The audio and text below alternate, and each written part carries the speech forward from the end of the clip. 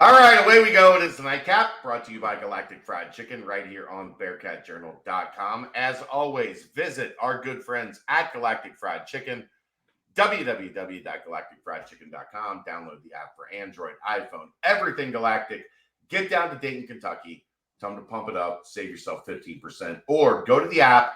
They will deliver pretty much anywhere inside the 275 loop, and get yourself that Galactic goodness right to your front door Wednesday through Sunday, lunch and dinner.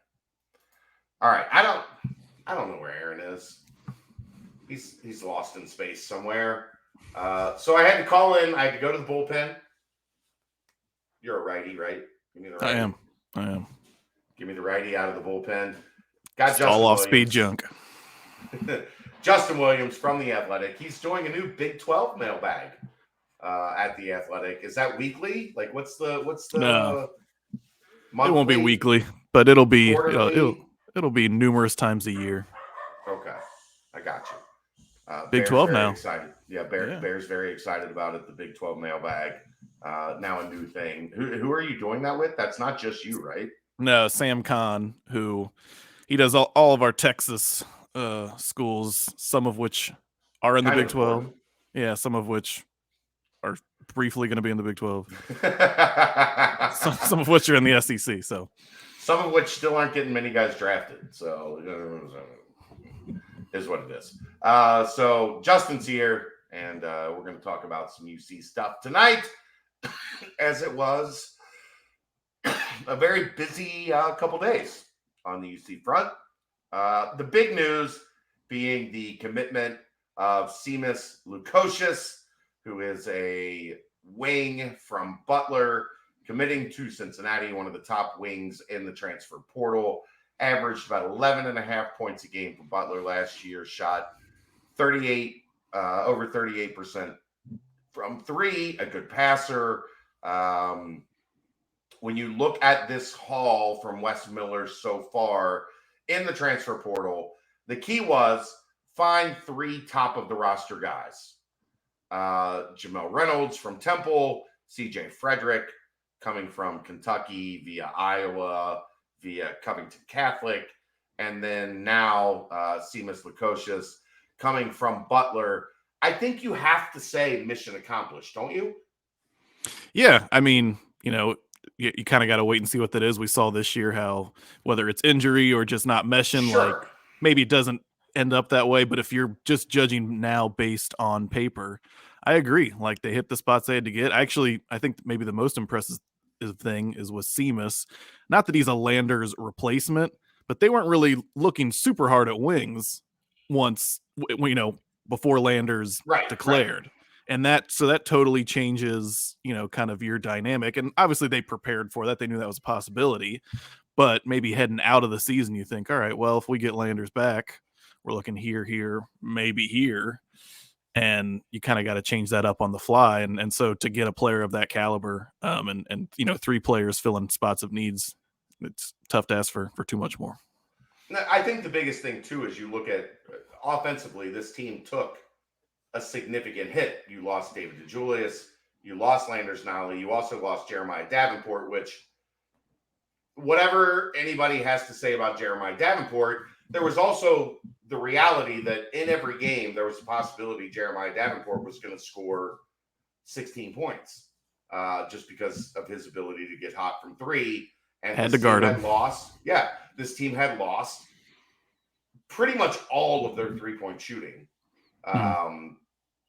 So you get CJ Frederick, who, if healthy, in the 2 years that he was healthy, was one of the top 10 three-point shooters, 15 three-point shooters in America when he was at Iowa. Now you bring him into the fold. You bring Seamus into the fold. And all of a sudden, that massive void shooting from the perimeter doesn't feel as massive. And I think, CJ made you feel pretty good about that. Now that you have another guy that you feel like can shoot in that, even if it's just 37, 38, 39%, those are still some of the best numbers in program history. Yeah, I mean, you need some kind of spacing, right? And Right. if you got to get those guys out there who are going to stretch the floor, stretch the defense. And yeah, I'm totally with you. They lost their 3 best shooters. Like, I think maybe Micah shot better percentage wise, but like, if we're talking about that team last year, those were their 3 best Yeah. outside shooters, and they brought in two good ones. So I think that's definitely, it was a need and it was addressed. I think the other thing that makes me feel pretty good about this, all 3 of these guys can pass. I did not. Yes, I thought they passed it pretty well last year, but I thought they were a very simple passing team. Like they made the simple pass. That sometimes that's just beautiful offense when you make the simple pass and you score. But when you add guys that can really pass, and I think CJ Frederick and Seamus can really pass, and Jamel Reynolds is also a very good passer out of the post. That's when you start to watch offense that pops. And I didn't think Justin, and I've argued with this people, and not argued, but like debated with this people inside the program. I thought they were an okay passing team last year, but I never got the sense that like, man, this team can really pass. And I think now you're trending more in a direction of like watching the ball move, which to me is offense. Watching the ball move and it finds that open guy, and all of a sudden you're like, oh crap, how did they get that guy open? You go back, you watch the tape, the ball moves the defense is out of position. All of a sudden somebody's wide open with the ball. I think you're a lot more likely to see that with this team, which eases my concern a little bit that none of these guys are exactly like an alpha scorer per se. Right. And that's probably the biggest concern, right? Is you didn't replace Landers in the sense of this is the guy who you feel like can go get you 15 to 18 every night. Now, those guys can score, I think, at that level, but not necessarily in the same way. They certainly haven't shown it quite as consistently. So I agree with you. That's, if there's one lingering concern, that's it. We could talk about that. I totally agree with you though on the passing. The offense was better when they were moving the ball, but you're right, it was always kind of the simple passing. Which there's still isolation guys in that offense. And it goes to show you though, like you're right. How much better the offense would be even just with a simple pass. But I'm with you. I think their best like creative passer was probably Landers. Yeah. And their second one might be Vic. Yeah. Like just, some of the stuff he was able to do, whether it's, a little bit in the open floor. I know he had a couple of the behind the back, but just out of the post. And yeah, I think they have some guys on this team. Skillings. I think Josh Reed's a really heady player. I thought people I talked to, like that was something Rayvon improved out at AZ Prep is like moving without the ball. Like guys who can cut and kind of get into crafty spots. I think they have some of those guys. And I think you're right that they brought in Vic. Honestly, I think he's pretty good off the ball. He just never really had a ton of people who could get him the ball. Yeah. I don't know how much they play him and Jamil together, but I think that could be a really exciting offensive big man combination from a creativity standpoint. Now here's the $1 million question. You think they're done? I don't. I think they continue to monitor. We'll see what happens. I don't know. I'm not counting out that they're not done. That's what I'm saying. Yeah, I'm with you. And I think it depends on who they can get, right? If they feel like they can legitimately go after and get a Big 12 level starter who will make the team better, then I think you figure it out. If you're, this depth guy would really want to come here, or something that doesn't, marginally improve the roster. Guy at this point. Right. But if you can take a no doubt starter, then yeah, I think you figure it out. It's more prevalent in football because there's more, but like that, the thing about the numbers, sure, the coaches do not worry about the numbers. No, the numbers will work themselves out. Yeah, somebody's job is to worry about the numbers, but when the coach is like, "We're getting this guy, give me a spot," they're not worried about the numbers. Yeah, you go get him. Football.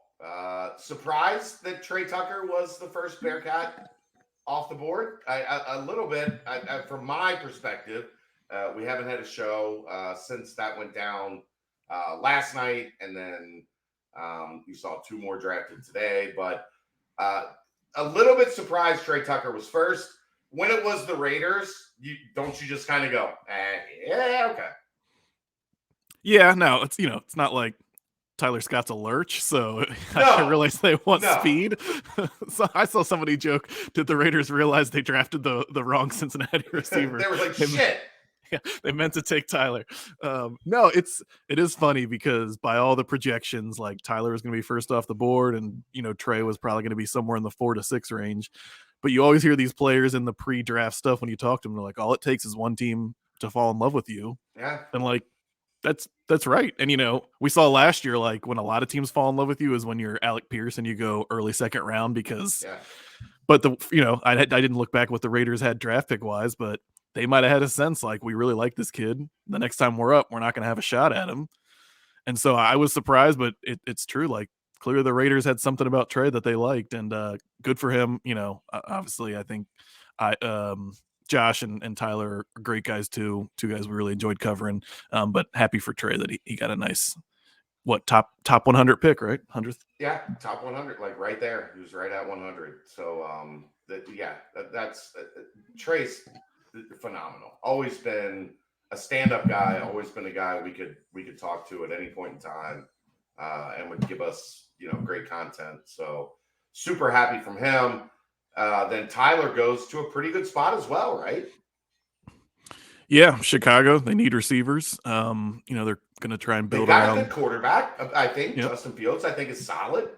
Yeah, I mean, I think he made big strides last year, and they're clearly going to try and improve him. And I don't know how much they're looking at this, but there's some Des Ridder, Justin Fields. There's some similarities there in style of game. Like Sure. It's so I don't know if he's maybe a good match for Justin Fields, Ty, as in terms of like his receiving skills, things like that. But yeah, I'm happy for him. I know that was a team that was really interested in before the draft. So I'm sure he would have liked to go a little bit earlier, but I think he's in a good spot, and yeah, I'm happy for him.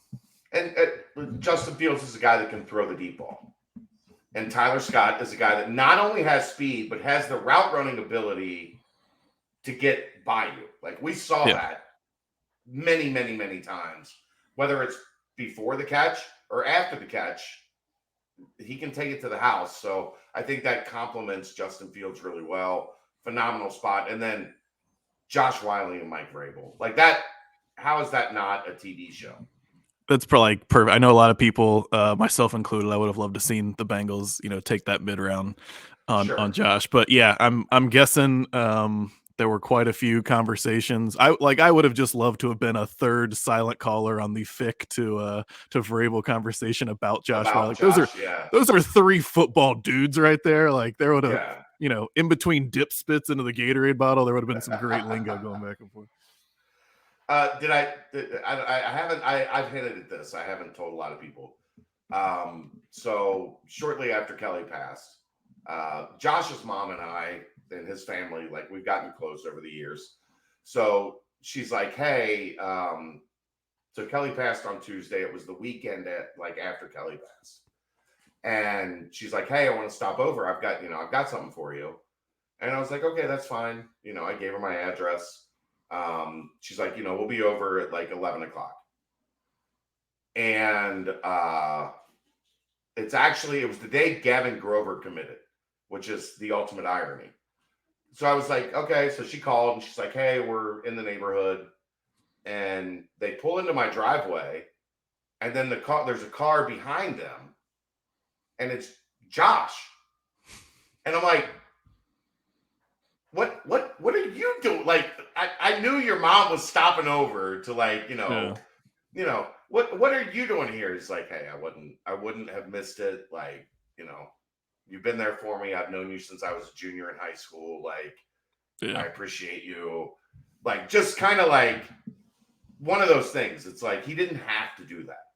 He could have it easily could have been his mom just came over and they had something for us and it was awesome. And right.